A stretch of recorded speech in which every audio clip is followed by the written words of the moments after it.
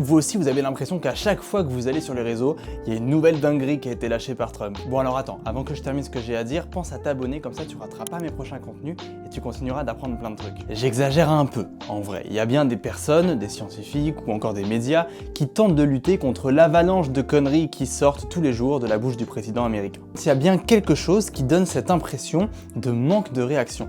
Et ça s'explique par une loi simple, la loi de Brandolini. La quantité d'énergie nécessaire pour réfuter des sottises est bien supérieure à celle nécessaire pour les produire. En gros, dire que le réchauffement climatique n'existe pas, ça prend 3 secondes. Alors que démontrer qu'il existe, ça demande des mesures, des études, un consensus de la communauté scientifique, etc. Et le piège est là, on est tellement bombardé de fausses informations que le temps nécessaire pour tout réfuter, il est colossal. Et au final, on a beau y mettre toute notre énergie, on n'arrive juste pas à suivre le rythme. Alors qu'est-ce qu'il faut faire ?